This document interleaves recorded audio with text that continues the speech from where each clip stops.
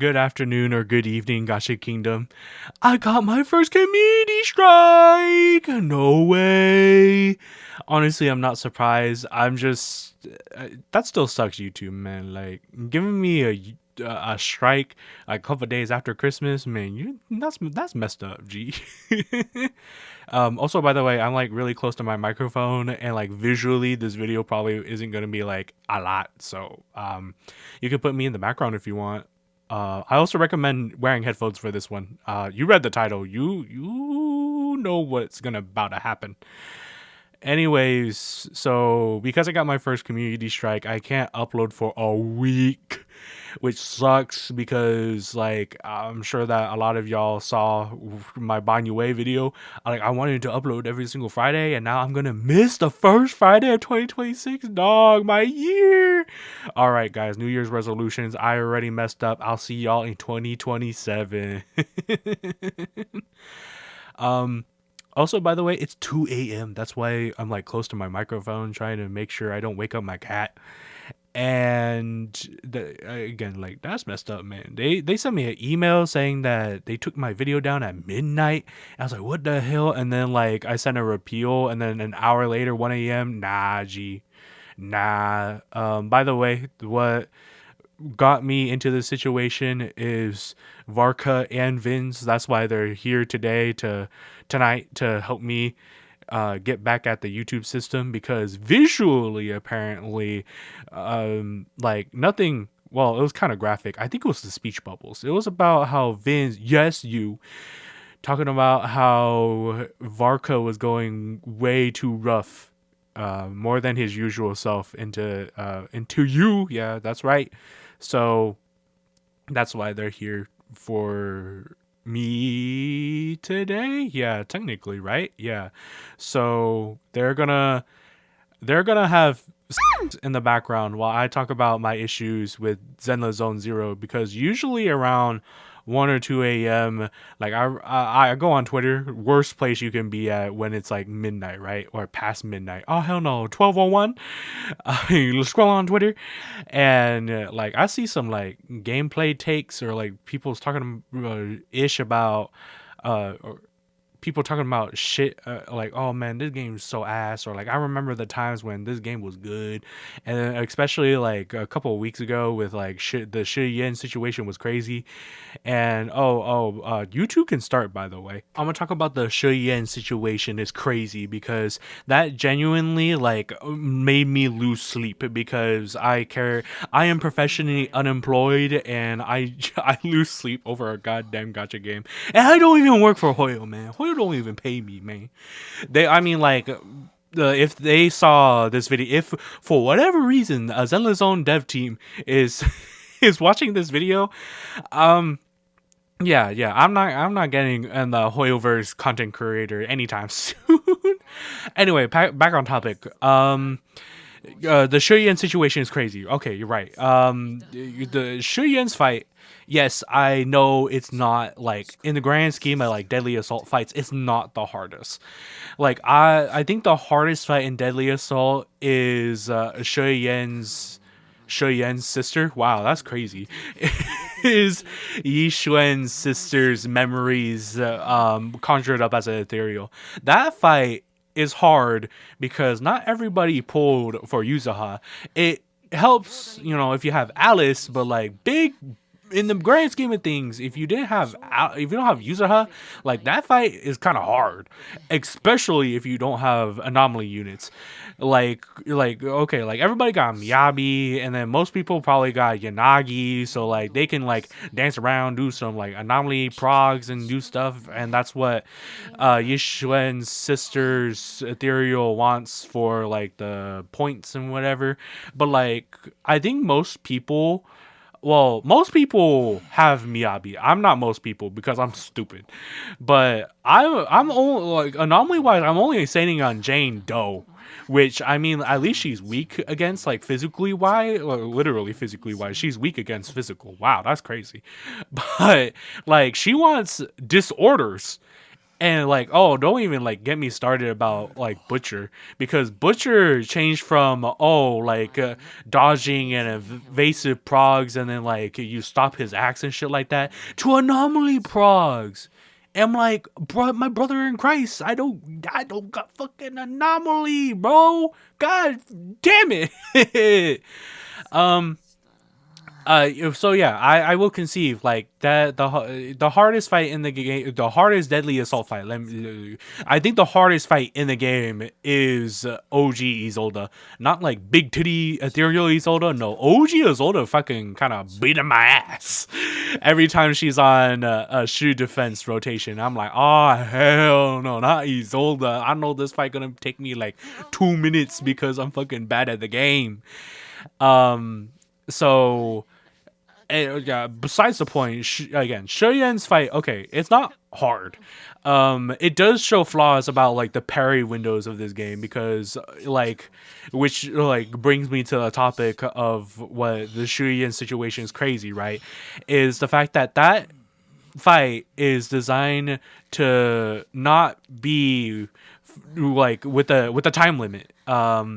Like the closest thing I can think of is like in a whole new other game, Project Diva. Project Diva. To get the most score, we call it score attack, and essentially it's like trying to get the most score. That's essentially what Deadly Assault is. But the difference is that, I mean, why did you even like bring in Project Diva? Fucking, I think I know the reason why. I am rambling just to fucking ramble. I am wasting your time. My bad. I think. Hold on. Oh, pause. I have to talk over this.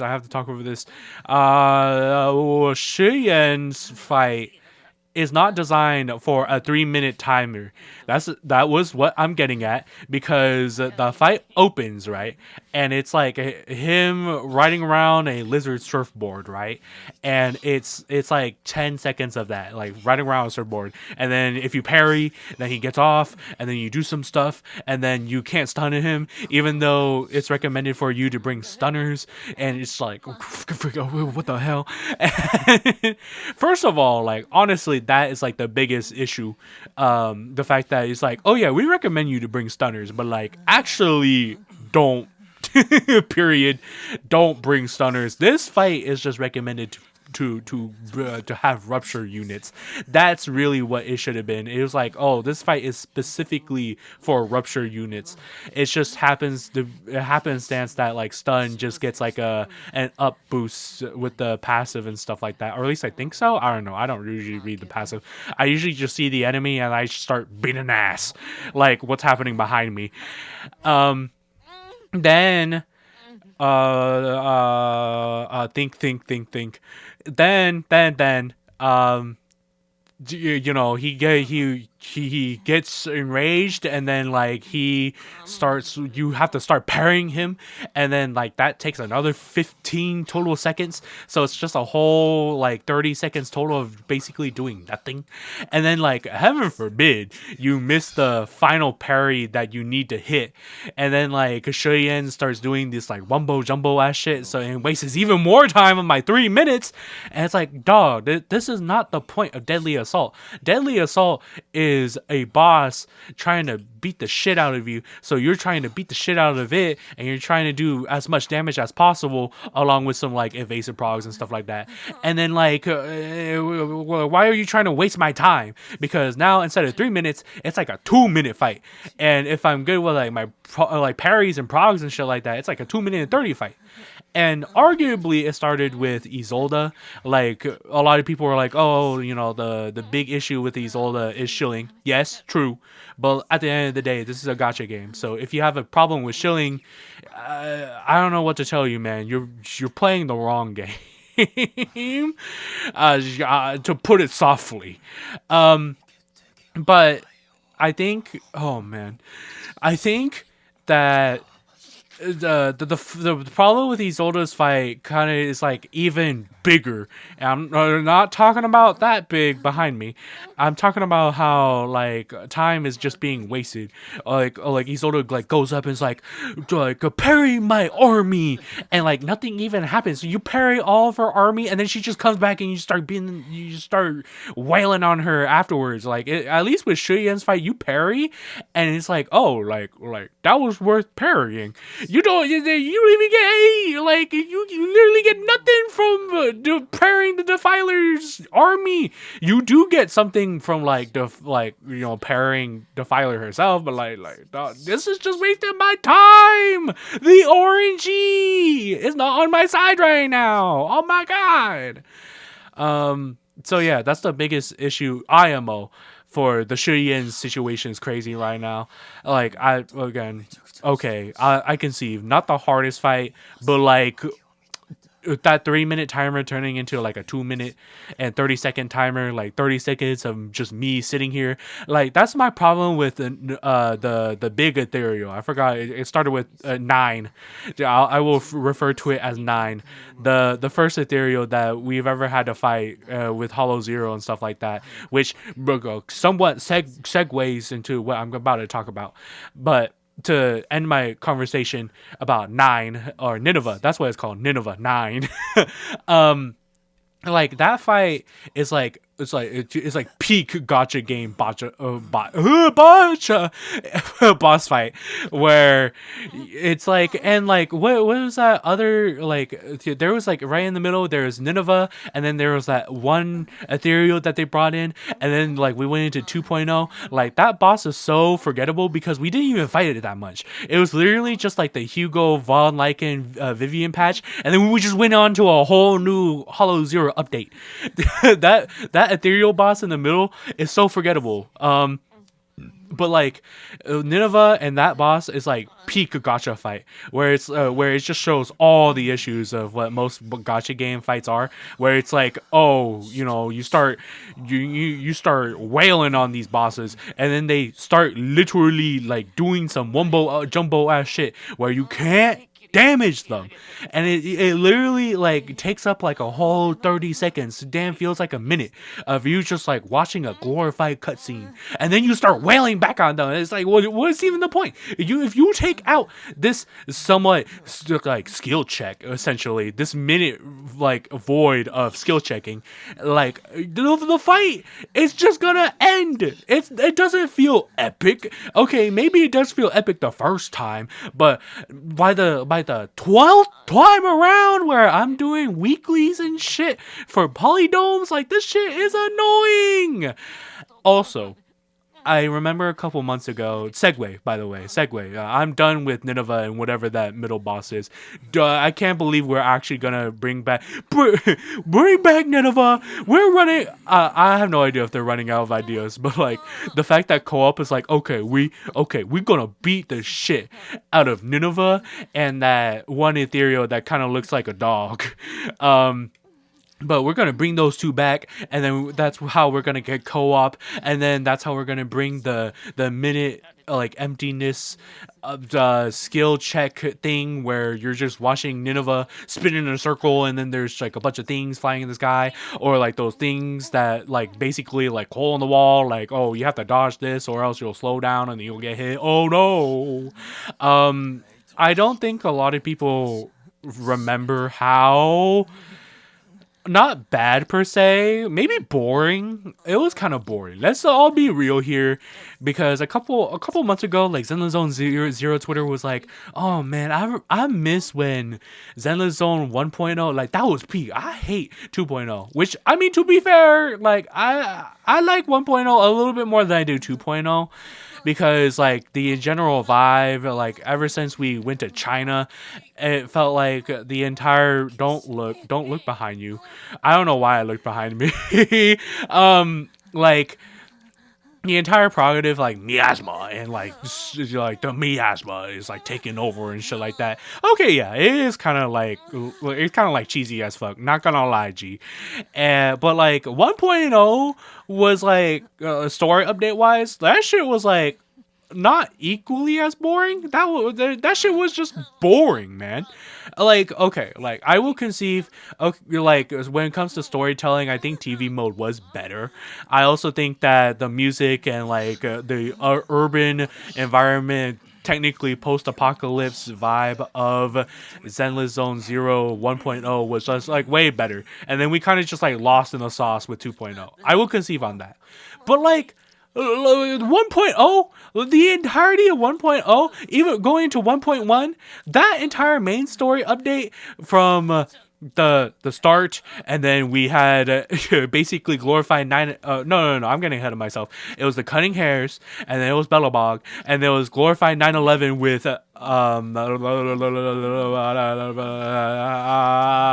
Victoria Housekeeping, Victoria Housekeeping. It like that. That was like that was all the main story that we had for like, oh, I don't even know how long. It feels like it feels like forever. Like me recording while these two are actually like literally like I can't even describe. They're having the fight of their lifetime behind me. That's how it feels like.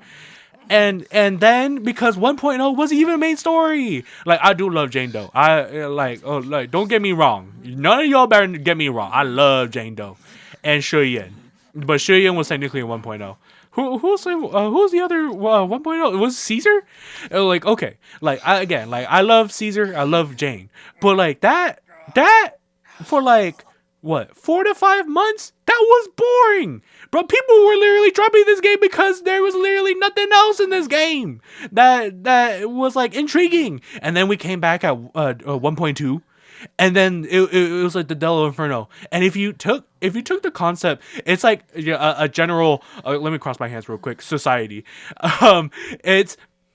It's like a general, like, I think a Zenless Zone Zero story issue where a lot of the story process, a lot of the major story beats is like, oh, like, okay, so like 1.2, for example, right?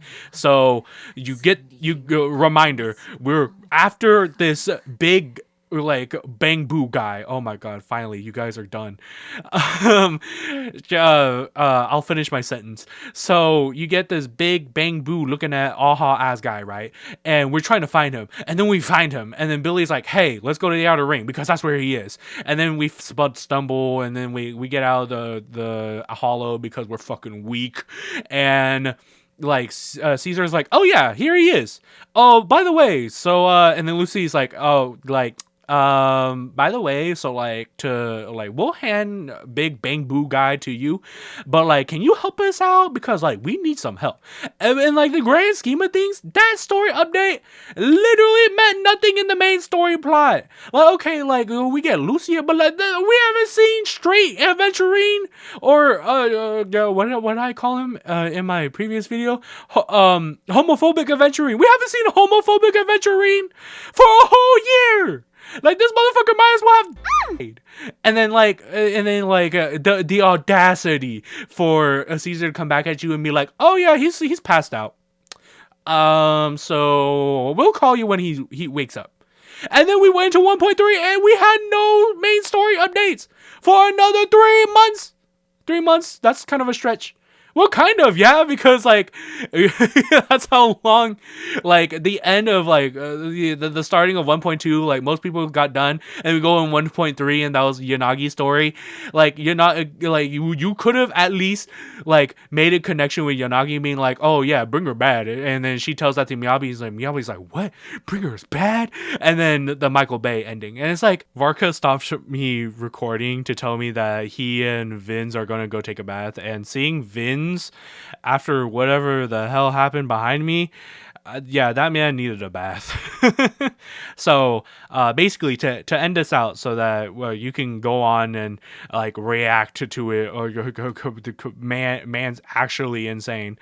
1.0 in the grand scheme of things was pretty boring because like especially at the start, you can go 1.0 to 1.1. That was a really rough start, and then we went to 1.2, and then it was kind of more stuff, and then it was just the fact that it was just so drawn out, and there wasn't really anything to do afterwards other than like shoot defense. But then like it kind of felt like a slug. So like I know that a lot of people kind of like drop the game during this point because it's kind of like, well, it's kind of just like weeklies and then shoot events and then like the little events. But like if you've done the little events, like there's literally nothing else to do. And then 1.3 comes out and it's not a main story update. Like, come on, man. Like that, there was literally like nothing. It was a whole nothing burger. And that's not to say like, oh yeah, I'm dog shitting on the story. Like I do. I like the Del Inferno. I like lighter. I'm sad that we didn't get Pompeii. Maybe we get like, if we like do some wumbo jumbo magic, then we can get Pompeii back. Who knows? I want to get revenge on homophobic Aventurine at least. Like bring that man back so I can get his ass. I want to kill him. But that's what I think is better in 2.0 when we moved over to China with the minimalism, where there's like at least all the stories are connected. So I'm like semi-sat, and then like the little events do take a little longer than just a day. Or if like I'm crazy, I can sit through all the events within like, I don't know, like 5-6 hours. Well, not even 5-6 hours. That's like a main story update. The because Hoyo likes adding even more story to the story. I mean, look at Amphorius. That shit was like 40 hours long. So like the little events don't really take like that shit like takes up like an hour or two. Like the biggest event was the summer event, and even then like the summer event maybe took like a day. So like I mean, like if you were like sitting on the summer event like all summer long and you were like, oh damn, I didn't do the summer event, no, my polydomes, I don't know, man, that's just on UG. So yeah, I mean, like, so their space, I think the hoyoverse, there's, when it comes to spacing out stuff to do in the game, is a lot better. And also it helps that Deadly Assault is giving us quote unquote fake end game content, the gacha game content essentially. So they fake end game content is essentially giving us, oh, it's a new event, but it's actually like a reskin of an event that you already did. Yay! So that's fake end game content in my eyes. Gacha game content is like Deadly Assault and Show You Defense constantly rotating and stuff like that. By the way, I think, let me propose to you, Hoyoverse dev team, if you are watching this for whatever reason, let me thank you, and let me propose to you a crazy idea from my brain after I need to go to bed. So you got your dailies, right? You can do your dailies, and then you got your weeklies, which is like Notorious Hunt, and then your Hollow Zero mission that you do once and not twice for whatever reason, because it's always 4,000 plus 4,000 because like people complained, I guess. But and then like bi-weekly, right? You get your bi-weekly content of Shoot Defense and Deadly Assault, and those two are constantly rotating. So one week, the Deadly Assault, I gotta play Deadly Assault, and then another week, I gotta play Shoot Defense. I gotta play shitty defense. But okay, hear me out. So like in like a monthly update, right, we can bring back the tower. I really like playing tower. I don't have any incentive to play tower like afterwards. Like even afterwards, you get like what? You get the polydomes, and then it's like, oh, we'll keep rewarding you. Here's half a CD disk drive roll. Like you spitting on my face? Like, damn, man. Like what the hell? So I think having there's there does that like that says limited time, right? So like why the is that timer not moving? Why does it still say over 42 days? So if you make this an actual limited time thing every month, where the tower is like smaller, maybe like 10 floors, or you can like keep going. You can go up to floor 100 if you wanted to. I don't really care.